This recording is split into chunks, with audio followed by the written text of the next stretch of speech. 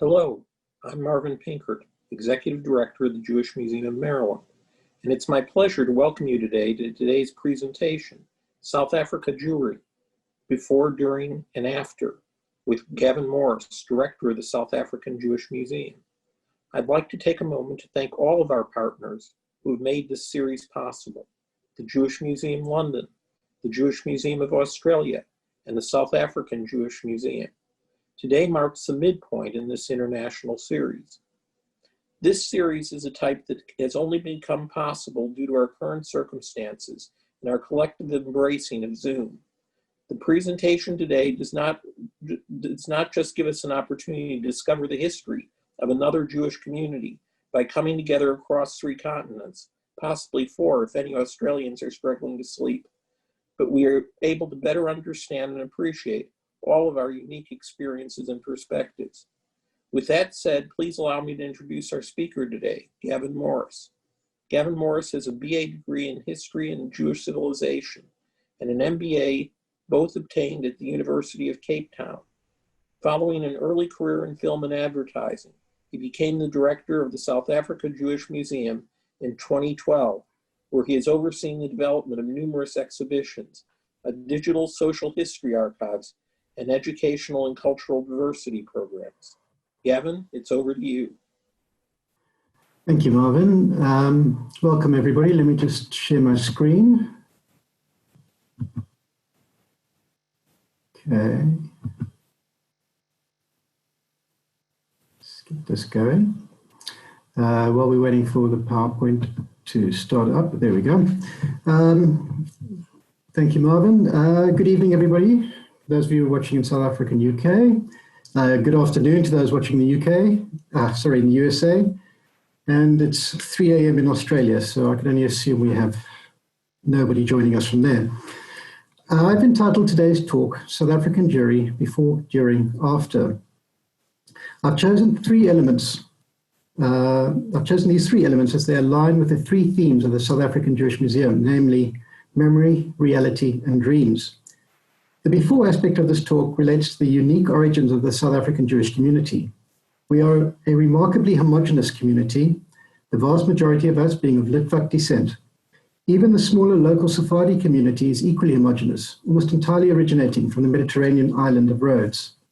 In the next section, which I've entitled During, will form the bulk of this talk. In it, I will talk about how these Litvak Jews and their Sephardi counterparts have settled in South Africa and evolved into a distinct community with its own character and traditions. South African Jews are now a recognizable and distinct group in the diaspora. In the after section, I will speak to the changing nature of our community, the impact of urbanization and immigration, and share some of our recent community statistics. I'm not going to lead you through a virtual tour of our museum. There is a virtual tour, however, on our website, and the link will be shared with you at the end of this talk.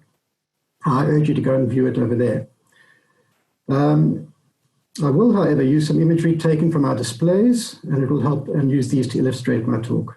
Before I get started, though, it's important to note that in 45 minutes, I will not be able to give you a broad overview of, I'll only be able to give you a broad overview of South African Jewish history. There'll be areas of interest and impact that I'll leave out entirely due to the time constraints. But if you would like to know more about the South African Jewish community, I highly recommend this book, The Jews in South Africa, by Professors Shane and Mendelsohn. To start with, I'm going to give you a little bit of background about our museum. The South African Jewish Museum is the legacy of the late Mendel Kaplan, a leading member of our community, a successful businessman, and a great philanthropist.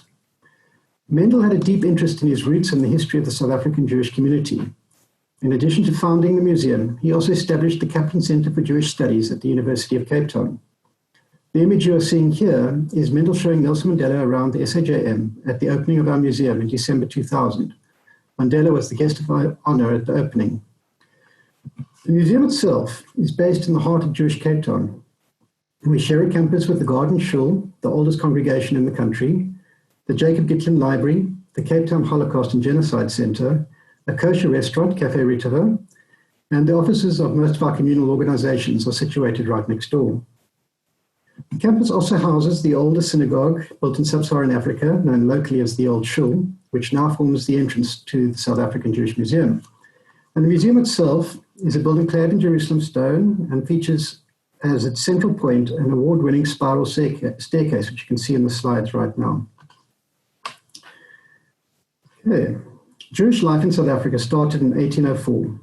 Once religious freedom had been granted across what was then the Cape Colony, a handful of Jews would arrive in the country over the next few years, most coming to South Africa as part of the 1820 settlers, a group of 4,000 colonial settlers encouraged by Britain to settle in the Eastern Cape. Among these settlers was Benjamin Norden, an English Jew who prospered as a merchant in the Eastern Cape before moving to Cape Town in 1840. A year later, on Colnedro Night in 1841, Norden hosted a minyan consisting of 17 Jewish men at his house. This minyan is considered to be the true beginning of Jewish religious and cultural life in South Africa.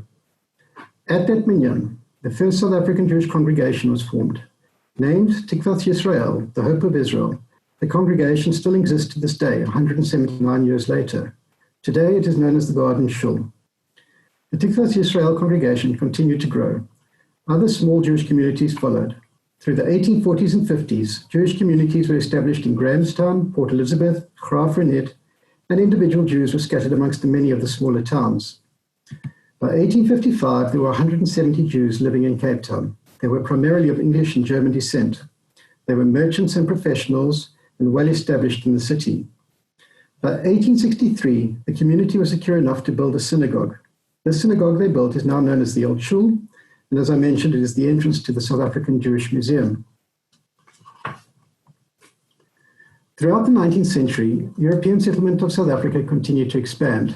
Europeans migrated inland, often clashing with local African tribes which they came across. What accelerated this process, however, was the discovery of diamonds in Kimberley in 1869. This was the first time that diamonds were discovered non-alluvially. Over the next 10 years, world diamond production would increase tenfold, with Kimberley providing 95% of the world's diamonds.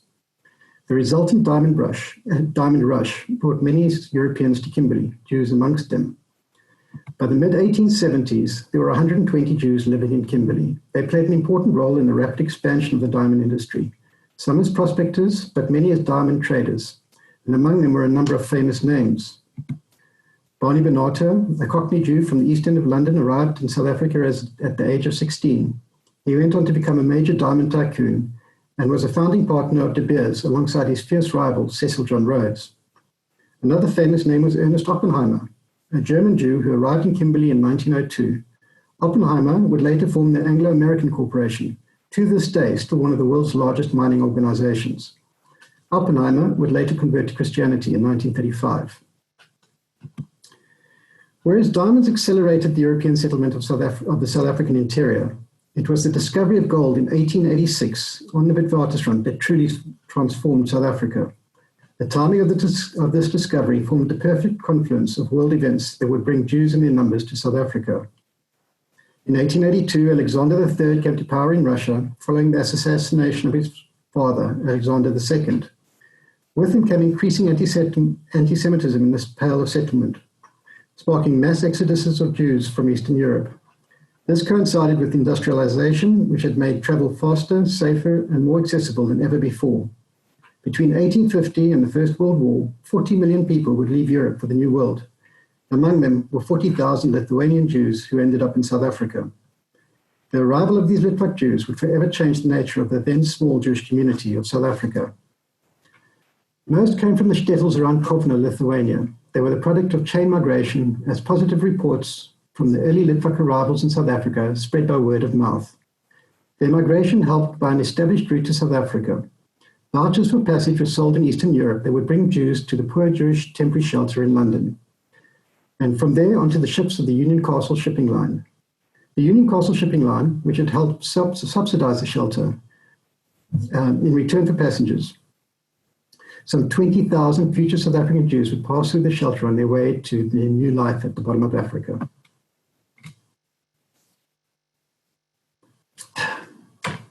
Among these arrivals, Litvaks immediately made their way to the new city of Johannesburg, or Joburg, which had sprung up around the gold fields of the Witwatersrand. The quintessential gold rush city, Johannesburg was unique in that it had a sizable Jewish presence at the founding of the city in 1886.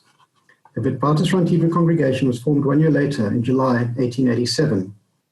Jews were present in all the social strata of the city, among the landlords, as the super wealthy elite were known, in the underworld, where they dealt in prostitution and illegal liquor, and on the emergent Johannesburg Stock Exchange. But on the main, they did as their ancestors had done back in Daheim. They were storekeepers and traders filling niches in the supply chain between producers and buyers. So prevalent were Jewish shops in Johannesburg in the 1890s that some refer to Joburg as Jewburg. I believe it is fair to say that the Jews of Joburg had a real and lasting impact on the nature of the city. Of course, not all the arriving Litvaks made a beeline for Johannesburg. Many arrived penniless and were reliant on the support of the established community in Cape Town where they had arrived. The Capetonian Litvaks would meet the arriving Union Castle ships and shout out the name of their name or the name of the shtetl they came from in the hope of finding out news of relatives back home. There was initial animosity between the established urbane Jews of the Cape and their poor Yiddish-speaking co-religionists. The established Cape Town community helped them settle, providing food and shelter during those first few days and weeks after disembarking in this strange new land. In many cases, those who had arrived beforehand and had begun to earn a living extended a line of credit to the new arrivals, giving them an opportunity to earn a living as traders. These Litvak traders soon spread out across the country, providing a link between distant farms and the regional towns. The smos, a Dutch word for peddler, was soon to become a feature of the South African landscape, just as the Jewish peddler had been a feature in Eastern Europe. As the smosa became financially more secure, many settled in the small towns through which they had regularly traveled. Jewish businesses were soon a feature on the South African high street, both in the cities and in the small towns. We have records of Jews living in 1,554 different towns across South Africa, and in many of these towns they established communities and synagogues.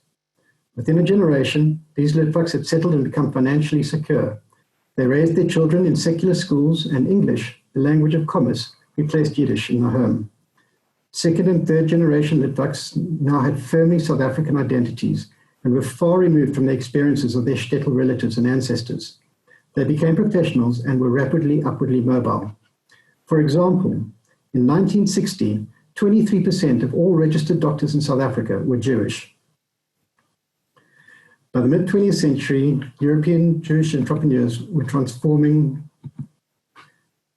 the South African economy. Jewish businesses such as Raymond Ackerman's supermarket chain Pick n Pay, Sol Kerzner's Southern Sun Hotels, Donald Gordon's Liberty Life Assurance Company, and more recently, businesses such as Investec, Discovery, Bidvest, Primedia, and many others have become part of the South African landscape.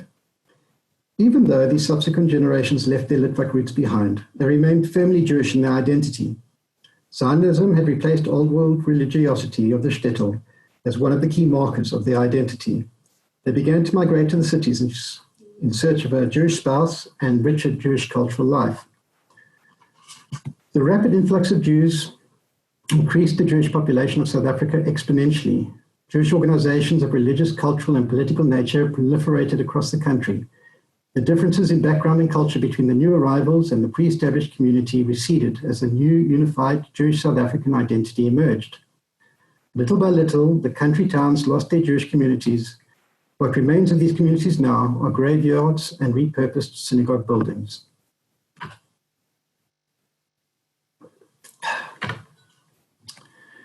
The arrival of the Litvak brought with them an unwelcome guest. The sudden appearance of a noticeable Jewish underclass that looked different and spoke a foreign language resulted in a rise of anti-Semitism, which had not then been a factor in South Africa with this fairly small and secular Jewish community. A pushback against the mass influx of Litvaks arriving in South Africa began to take shape.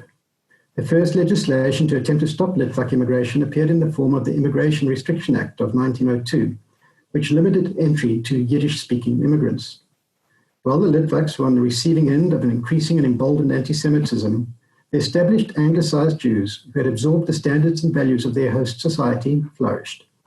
This was personified by the election of Hyman Lieberman as mayor of Cape Town in 1904.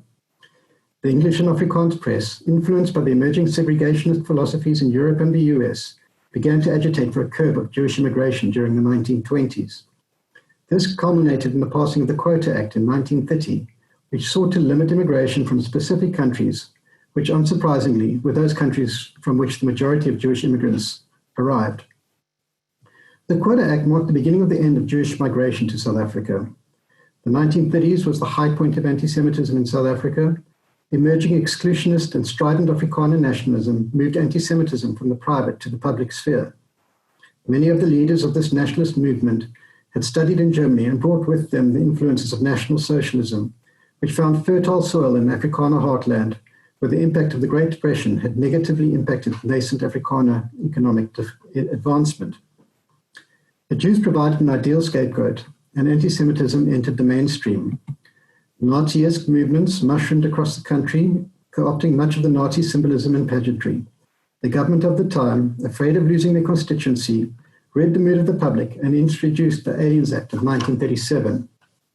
While this act did not explicitly mention Jews, it was designed to limit Jewish immigration from Germany, a country that had been excluded from the earlier Quota Act of 1930. The Act's emphasis on, quote, good character and likelihood of assimilation, end quote, effectively ended Jewish migration to South Africa. Two events from this period stand out: the Grey Shirts trial and the Stuttgart incident. The Grey Shirts were an Afrikaner nationalist movement styled on the brown shirts of Nazi Germany. They were a prime example of the acculturation of Nazi symbolism and philosophy in South Africa at the time. The Grey Shirts trial took place in Port Elizabeth in 1934. Johannes Strauss von Moltke, the leader of the Grey Shirts in the Eastern Cape, sensationally claimed in a Nazi-sympathetic newspaper that he had uncovered evidence of a Jewish plot that would cause the, quote, downfall of Western civilization and hand South Africa to the natives, end quote.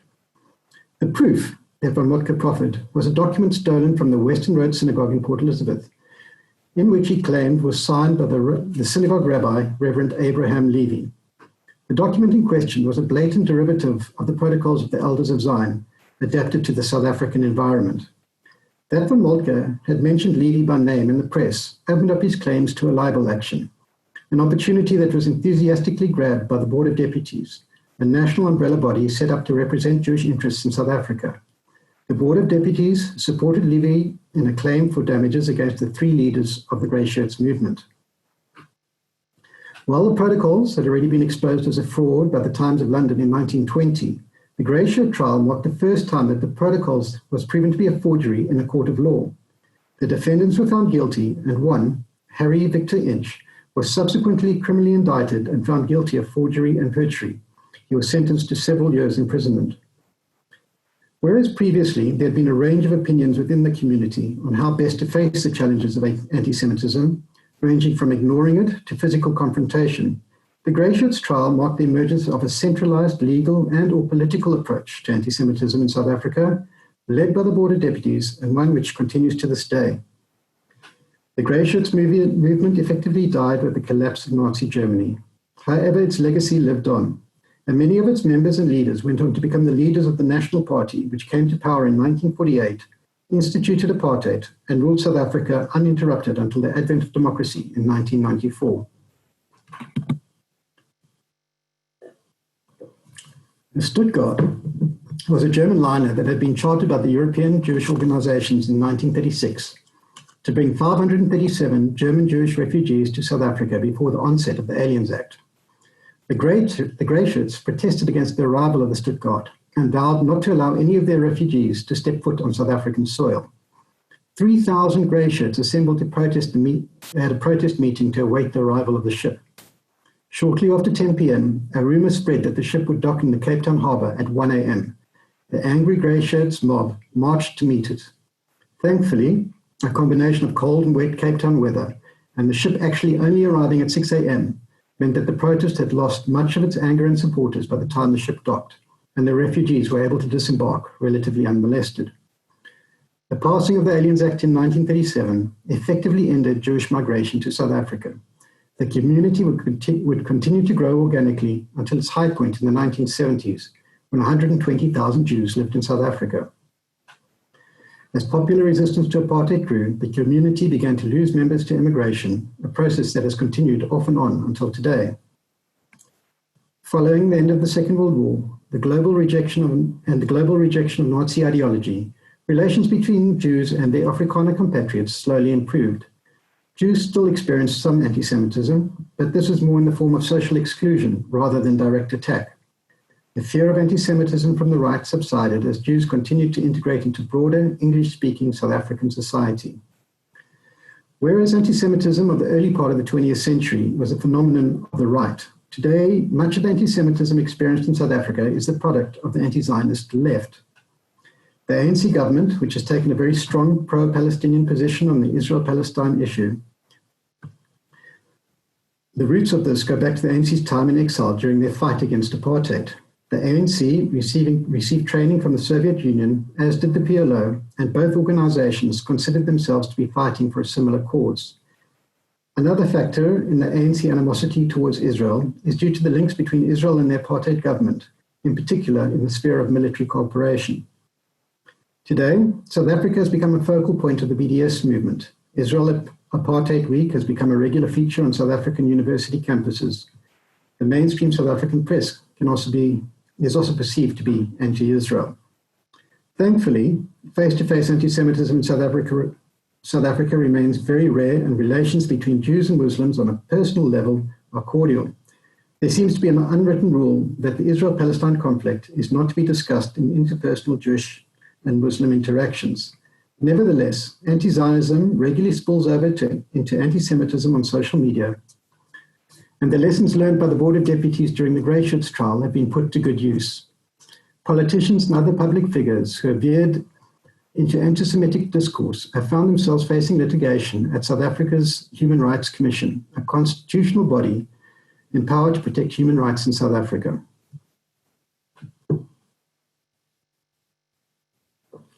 Following the end of World War II, the horrors of the Holocaust had become apparent.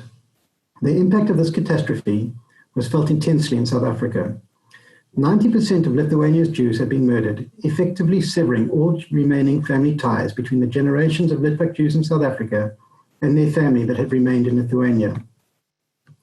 The immediate impact of this was the strengthening of the community's commitment to Zionism, which had already gained force during the anti-Semitic era of the 1930s.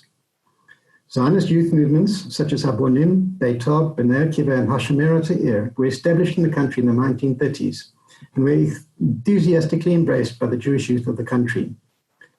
The impact of these youth movements cannot be understated in their influence on the future of South African Jewish society. Generations of South African Jewish youth attended these camps and built lasting relationships and connections with their peers across the country. These connections built and strengthened a coherent and connected Jewish community that is strongly Zionist in its outlook. South African Jews were disproportionately supportive of Israel. During the first decade of its existence, South African Jews were the biggest per capita Jewish community donors to the new state of Israel. Over 800 Jews volunteered to fight in the Israeli War of Independence, with many going on to play a pivotal role in the development of the Israeli Defense Force, particularly in the establishment of the Air Force and the Medical Corps. South African Jews remain deeply Zionist to this day. A recent survey of the community showed that 90% of the community felt connected to Israel, and 66% felt a strong attachment to the country. In 1948, the National Party came to power in South Africa and proceeded to implement a series of discriminatory laws that would become known as apartheid. The Jewish community's response to these laws was mixed, but can be generally characterized as muted. South African Jews have been prominent in local politics since the early 20th century. Coming from Eastern Europe during the late 19th and early 20th centuries, they brought with them the competing philosophies prominent in Jewish society at the time, Zionism and socialism in the form of Bundism. The Bund was established in Cape Town in 1900 and quickly organized unions and cooperatives amongst the working class Jews of the city. These unions were soon incorporated into existing unions that sought solidarity across ethnic and color lines. But South Africa was already taking on a race-based capitalist economy. As Jews were legally regarded as white, they were well placed to advance their economic prospects. The majority was soon on the inside track to becoming middle class, and their need for union representation soon faded. Jews, however, remained present and influential amongst the leaders of the trade unionist movement. The two most high-profile trade unionists were Solly Sachs and Ray Alexander, both of whom were Litvak immigrants with socialist backgrounds. Sachs came from an impoverished family and came to political awareness after experiencing the extreme levels of multiracial poverty on the mines of Johannesburg. Alexander came from a far more financially secure home in Latvia, where her father, also a socialist, was a teacher. Both Sachs and Alexander would play pivotal roles in the multiracial trade union movement. Both of them were repeatedly banned by the National Party and eventually went into exile, Sachs in 1953 and Alexander in 1965. While they were both raised in a Jewish environment and experienced anti-Semitism, they were indifferent to their Jewish identity and identified primarily as universalists. South Africa during the mid-20th century experienced an economic boom. Many Jewish-owned businesses expanded and became recognizable brands across the country. Joburg mines were producing 60% of the world's gold. Massive infrastructure projects were improving the life of white South Africans. And much of the world was indifferent to the plight of the African majority. But no true understanding of the political influences of apartheid can be gained without looking at it through the prism of the Cold War. Apartheid South Africa was firmly embedded in the Western sphere of influence. As such, the fear of communism was deeply entrenched in South African politics, much as it was during the 1950s in America. South Africa's own version of McCarthyism followed the National Party's rise to power. And in 1952, the Suppression of Communism Act was passed. Faced with Western support for the racist regime in South Africa, the ANC found support in the forms of funds and training from the Soviet Union. This effectively positioned the apartheid struggle within the minds of the minority white community as a battle against communism. Like Sachs and Alexander, a number of Jews arrived in South Africa as avowed socialists and communists. They were not representative of the mainstream Jewish community, especially by the 1950s, when the majority of the Jewish community were comfortably upwardly mobile and members of the middle class. From 1948, Jews were conspicuous amongst the small number of whites who actively fought for multiracial freedom in South Africa. At the treason trial in 1956, the first major enforcement of the Suppression of Communism Act by the apartheid government, 153 activists were arrested. Of these activists, only 23 were white, and of that 23, 14 were Jewish. At the time, Jews constituted only 4% of the white population and less than 1% of the wider population. Nelson Mandela was one of the defendants at the treason trial. Defending him and the other defendants was Izzy Maisels, a well-known Jewish lawyer. Prosecuting them was Oswald Pirow, a leader of the wartime pro-Nazi party called the New Order. The trial took place in the Old Victoria Synagogue. Maisels' team, consisting of a number of other Jewish lawyers, was successful and managed in getting the defendants acquitted. Throughout the 1950s, there would be Jews present at all major anti-apartheid events. Foremost amongst these was the adoption of the Freedom Charter, which was officially adopted in 1955 at a gathering of about 3,000 people, known as the Congress of the People. The Freedom Charter laid out a commitment to a non-racial South Africa, and this has remained the platform of the ANC to this day. A number of the drafters of the Freedom Charter were Jewish, including Rusty Bernstein, Ruth First, and Alan Lipman, whose wife Beta Lipman hand-wrote the original charter. Jews were increasingly being noticed among the small white minority who fought against apartheid. In 1960, non-violent opposition to apartheid moved to an armed struggle in response to the Sharpeville massacre, a defining moment in the anti-apartheid struggle. At Sharpeville, 69 peaceful protesters were gunned down by the apartheid police. The now banned ANC was joined by the South African Communist Party, and an active armed struggle against the apartheid government ensued. Many of the senior leaders and members of the outlawed South African Communist Party were Jewish by birth. They were all committed universalists, and they were not actively engaged in any form of Jewish cultural life. In many cases, they were estranged from the established Jewish community. They did not, however, disavow their Jewish roots, and as such cause suspicion of the community as a whole. A good illustration of this was the Rivonia trial in 1963. This was the trial where Nelson Mandela was famously sentenced to life imprisonment on Robben Island.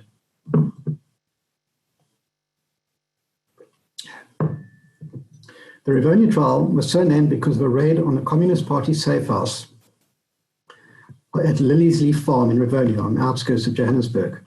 The farm was a secret headquarters of the SA Communist Party, where its leadership met and planned sabotage campaigns.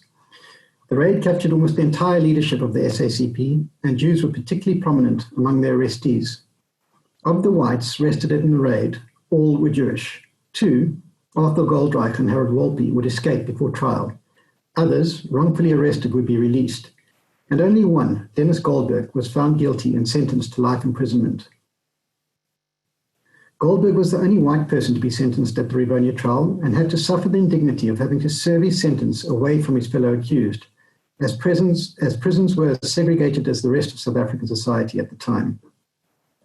As was the case in the earlier treason trial, the majority of the defense team were Jewish attorneys, including Lord Joel Joffe and Arthur Chaskalson, who would go on to be the first judge president of the Constitutional Court, the highest court in democratic South Africa. On the other extreme, however, the leading prosecutor at the trial was Percy Utah, who was also Jewish. Joffe, Chaskalson, and Maisels were not deemed to be Jewish radicals or communists. Their opposition to apartheid was rather driven by belief in intrinsic human rights.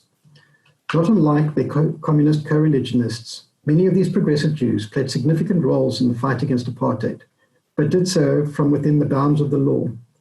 The most famous of these was Helen Suzman. Helen Suzman was twice nominated for the Nobel Peace Prize. She was an MP for the Progressive Party, the only South African political party that stood on an anti-apartheid platform. For 13 years, Suzman was a solitary MP in the South African Parliament who spoke out against apartheid. She was a formidable woman with a sharp wit and a constant thorn in the side of the apartheid government. In a famous exchange in Parliament, a cabinet minister asked her, "Mrs. Suzman, why must you ask questions that embarrass your country?" To which she replied, "Minister, it's not my questions that embarrass the country, it's your answers."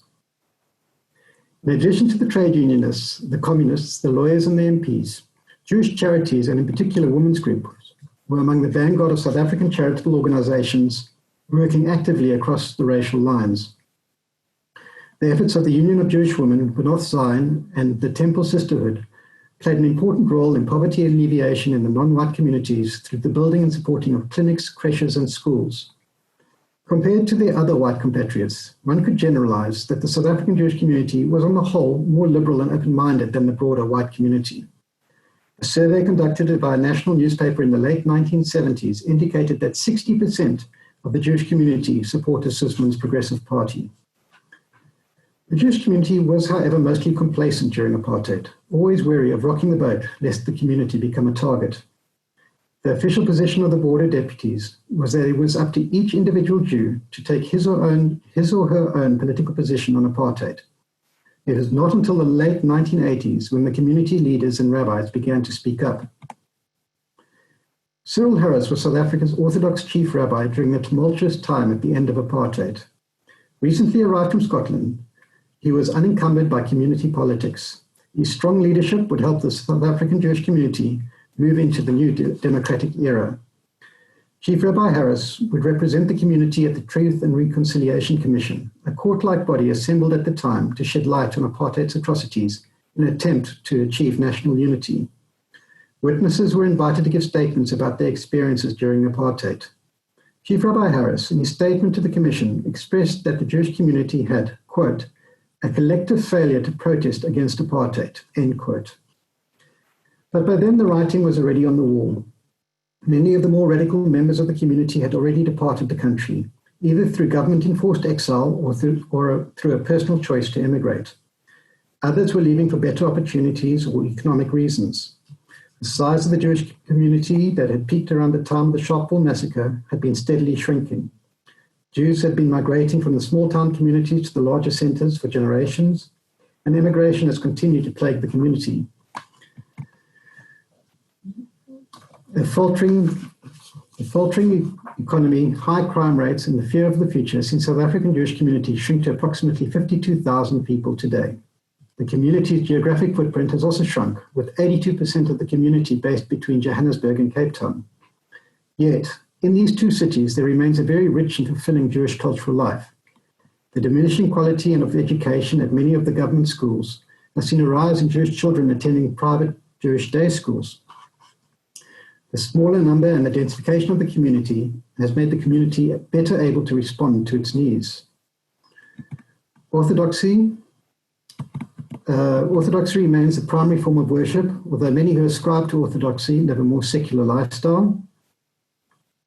We are nevertheless an aging community, and many parents encourage their school and university graduating children to start their life outside of South Africa.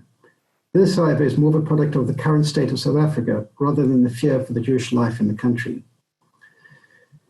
Now I'm going to just give you a little bit of background into the South African Jewish Museum. What you're seeing here on the screen is the shtetl, which is a popular place particularly for children within the museum. It is exactly a 2-scale replica of the shtetl and is styled on an actual shtetl in Lithuania. During my talk, I also didn't note any significant South African Jews, and of course, wherever you go in the world, there's significant Jews. So these are just a handful of some of the South African Jews that are well known and were leaders in their field. So Aaron Klug won the Nobel Prize for Chemistry. Philip Tobias was the preeminent paleontologist for many years. In sports, Jody Scheckter was a Formula One driver. For the American audiences, you won't know who Ali Bacher or Joel Stransky are, but suffice it to say they were South African legends, Ali in cricket and Joel in rugby. And in the arts, Nadine Gordimer won the Nobel Prize for Literature. Irma Stern her artwork hangs in all the great galleries around the world. William Kentridge is probably South Africa's greatest living artist. Johnny Clegg, unique musician who's probably played more role than anyone in bringing a white audience to Black African music. Our museum also features a collection of Japanese netsuke. These are miniature Japanese sculptures. It has nothing to do with Judaism, but the collection, the Isaac Kaplan collection, belonged to the father of our founders. It is one of the finest private netsuke collections you will find anywhere in the world. Those of you who have read The Hair with the Amber Eyes will be familiar with netsuke, and this collection is on permanent display in the museum and brings a lot of visitors to the museum specifically to see it. And then we have our education outreach. This is one of the things I'm most proud of at our museum. We bring schools from the disadvantaged areas. It's fully subsidized by our community and through donations. We send a bus to fetch the kids. We provide a kosher meal to each child. In many cases, it's the only meal that children will get during the day. And our program teaches about the commonality of human values and respect and tolerance. We average about 8,000 disadvantaged school kids coming through the museum each year. This is one of my favorite photos. You'll see the kids in the shtetl dressing up in shtetl wear of the time. And of course, in South Africa, school children wear a uniform. And then we run a number of temporary exhibitions each year. I use these to give a platform to local South African artists. We choose exhibitions that relate to South African Jewish history. And we also choose topics that try and bring a much broader demographic into the museum. People who perhaps would not ordinarily visit a Jewish museum come to see some of our temporary exhibitions. And that brings me more or less to the end of our exhibition, or rather end of my talk. I'm happy to take questions. Those of you who would like to support the museum, we do have a 501c charity organization in the USA. And of course, donations can be made via our website. And that, ladies and gentlemen, I think is more or less on time, and I'm very happy to take any questions. Thank you so much, Gavin. That was really interesting. And I know I personally learned a lot as well. And just seeing some of the comments from our audience live, I think they really did as well. So I'm Lisa. I'm from the Jewish Museum London. I'm the Senior Learning Manager, and I'm happy to open up the floor at the moment for questions. So you can pop any questions that you have for Gavin into the Q&A box at the bottom or at the top of your screen, depending on which, if you're a Mac or a PC, and also in the chat as well. So we've had a couple of questions come in already, Gavin. So I'll just start you off with two questions that are kind of very similar. First one, were the Litvak Jewish community all from the same area in Lithuania? And and why did they move to South Africa? What were kind of the pull factors? Okay, so the majority of the Litvak community came from the same area. There was around Kovno or Kaunas in Lithuania and the surrounding shtetls. And the reason they came here primarily was chain migration, is that word of mouth had come back from those who had arrived early, and word spread between the shtetls in the region, and others followed. Then there was also the impact of an established route and migration route from Lithuania to the Jewish temporary shelter in London, and then on the shipping lines to South Africa. Tickets on these ships were already available and for sale in Eastern Europe. And of course, the shipping lines also helped sponsor the shelter in return for passengers. The reason they came on the shipping lines is that it was a mail shipping line to begin with, and they needed to make their shipping lines a little bit more profitable, and found a ready market in the Litvak Jews. So much so that even though the Jews were traveling in third class, they were provided with kosher utensils and a kosher kitchen to cook on ship. Brilliant. And just a reminder to all of our viewers watching us on Facebook, you can pop any questions you have in the comments, and those will get, our tech team will make sure we get those. Right, next question. Do you have any information about Jews from Arab lands settling in South Africa? Very little. We have a small Sephardi community. They came predominantly from Rhodes Island, just off Greece. They initially settled in the Belgian Congo, and they moved through Zimbabwe to South Africa. But it is a rather small community. South Africa, obviously, being under apartheid for so many years, and many North African Jews would not be considered white under the apartheid legislation. So we didn't see much migration from Northern Africa. And in fact, I think you can draw a clear delineation between North Africa and Sub-Saharan Africa. And we would be pretty much the only remaining Jewish community in Sub-Saharan Africa. There are smaller communities in Mozambique, Zimbabwe, and Namibia, but mostly we're the South African community. Are there any Jews in the current parliament? There are two in the National Parliament. Both of them are opposition MPs. One of them deals with the sports portfolio, if I'm correct, and the other with the Labour portfolio. Both are upsetting members and part of the mainstream Jewish community. Brilliant. Here is a question. Was it hard for Suzman to get re-elected? No, she was very firmly supported by her constituency, which was a predominantly Jewish area in Johannesburg, and she was voted back into Parliament, and where she served, I think off the top of my head, for 26 years. Brilliant. Let's see. There's some really great questions here. Someone who is curious if you knew anything about any of the lost tribes, perhaps being attributed to the Lemba people of Zimbabwe and South Africa, but just kind of somebody just wondering if there's any communities that you would attribute to the lost tribes. So there is a African community known as the Lemba. They live on the border of Zimbabwe and South Africa. They're not recognized as Jewish, but if you look at their traditions that they've kept over millennia, they don't eat pork, they rest on a Saturday, and it seems to be fairly self-evident that at some point they had come into contact with either Jewish traders from biblical times, or perhaps the lost tribe, but they've lost any direct correlation or relationship to established or what we would recognize as Judaism today. But I think it's beyond doubt that there was some Jewish influence to the tribal culture many, many, many years ago. Brilliant. There's a couple of questions about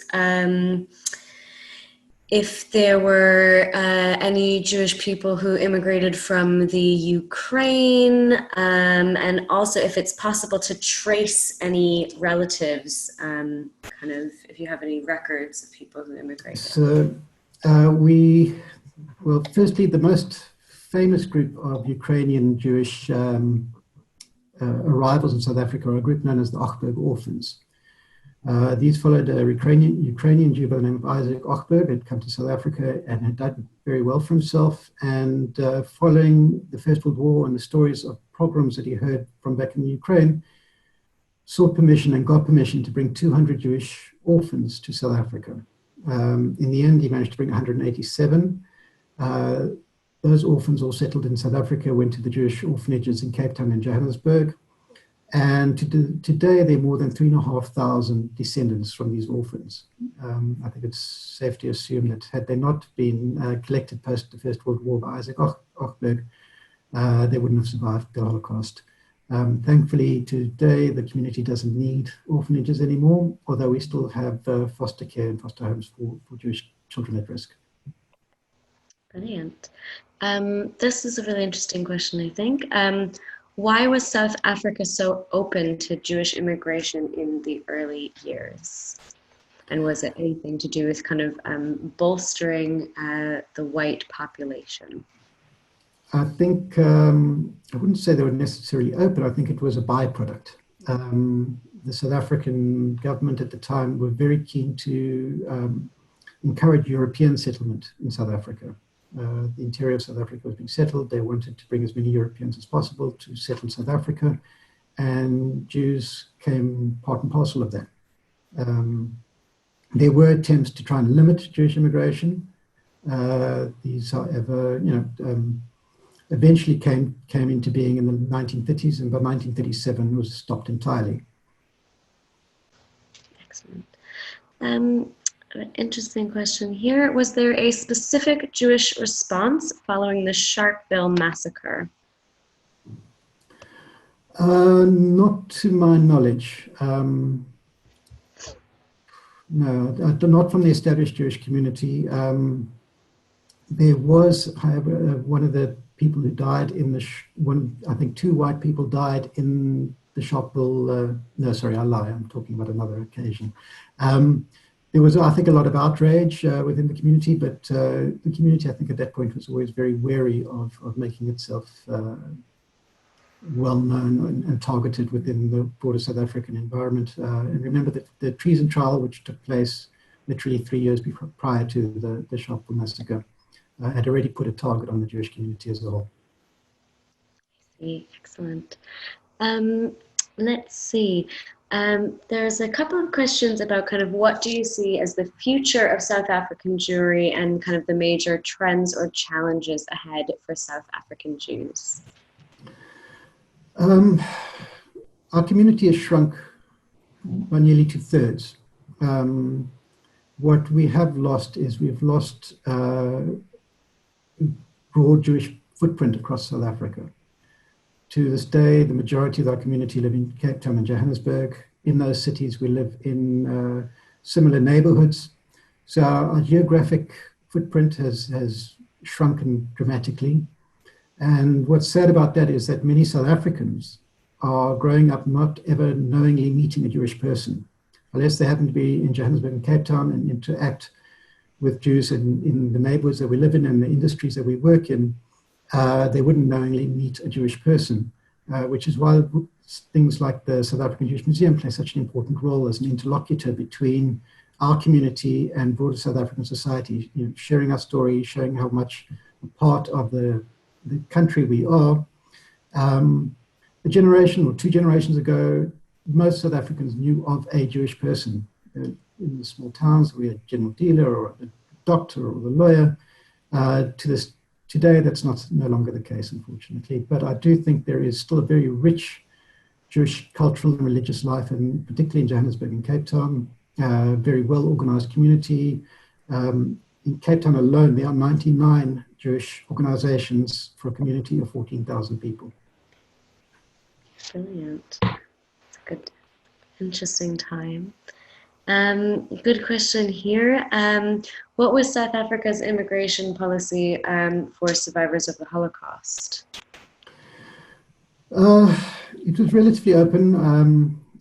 If I remember correctly, about 1,500 Holocaust survivors came to South Africa, but South Africa was not a major destination for Holocaust survivors. As I said, our roots were in Lithuania, and more than 90% of Lithuanian Jewry was murdered during the Shoah, and very few who survived came to South Africa. Those that did came to meet family that they would have still had here, I would imagine.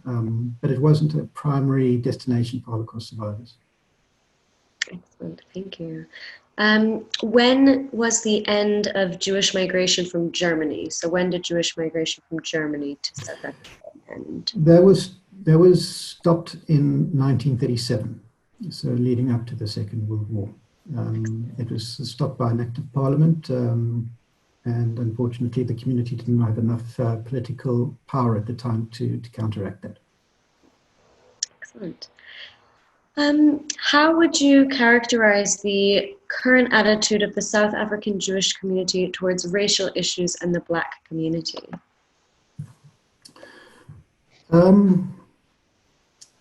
Look, I don't think you can generalize for the whole community. I think on a whole, the South African Jewish community is in the English sphere of South African middle classes, which are perceived to be more liberal than perhaps Afrikaans communities.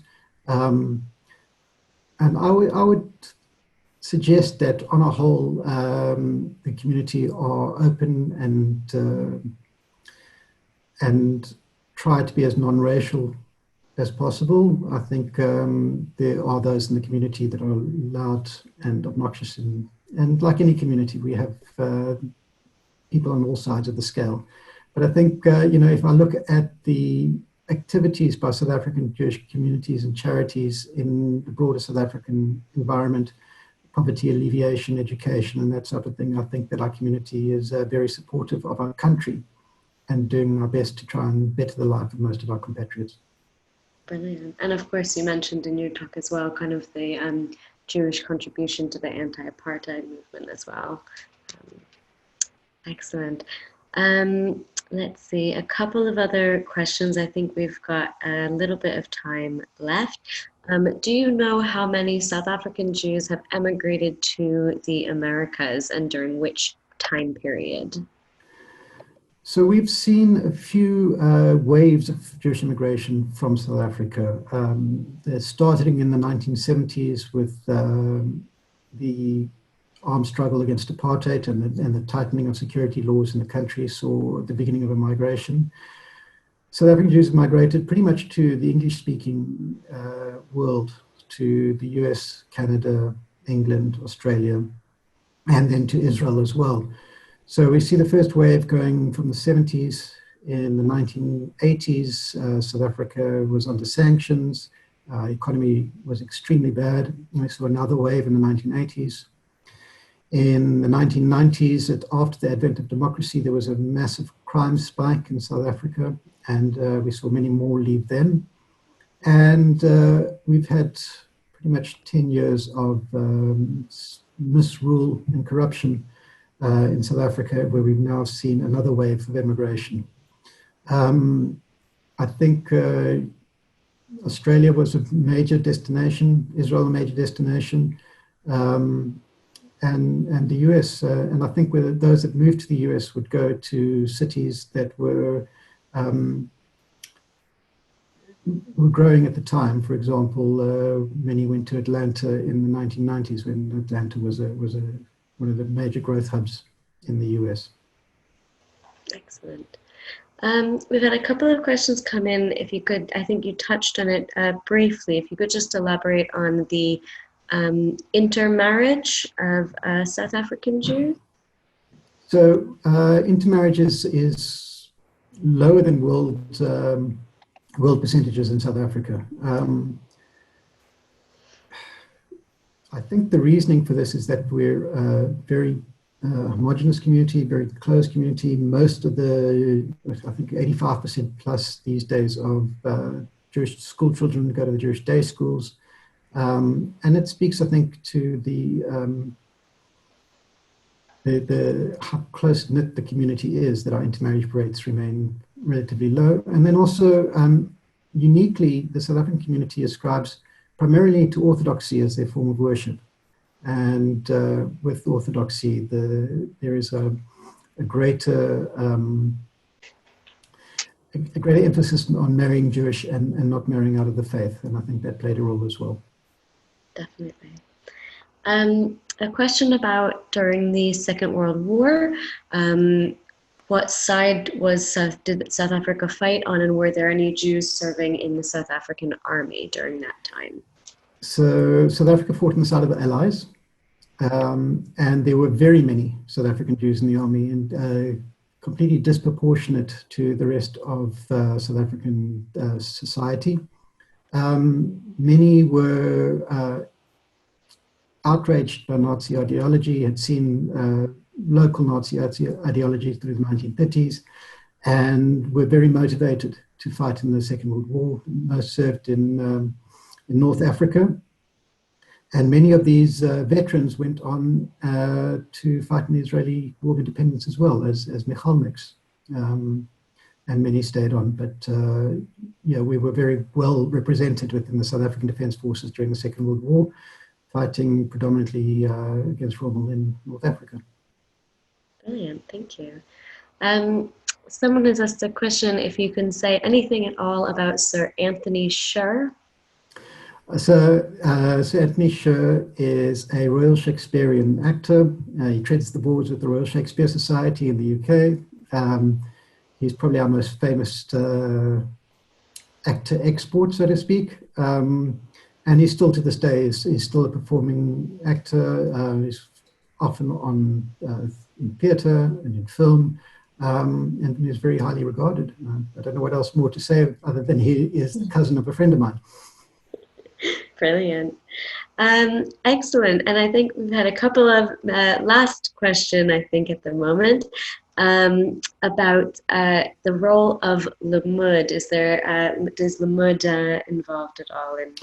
Yeah, so those of you who don't know, Limmud is a movement that celebrates Jewish culture in all its forms. It is growing in South Africa. It has a large amount of support that's held annually in Cape Town and in Johannesburg. It outgrew in Cape Town, and it outgrew the place that the convention center where it started, and has proved to be very popular. Personally, I think Limmud is a wonderful way for non-religious Jews to embrace their Jewish culture and heritage. Always filled with very interesting speakers and talks. And it's worldwide as well, so yeah. Anywhere you are. Brilliant. Thank you so much, Gavin. This has been such a fascinating talk, and it was really great to learn about the history of the Jewish communities in South Africa. So thank you, everybody, for joining us today.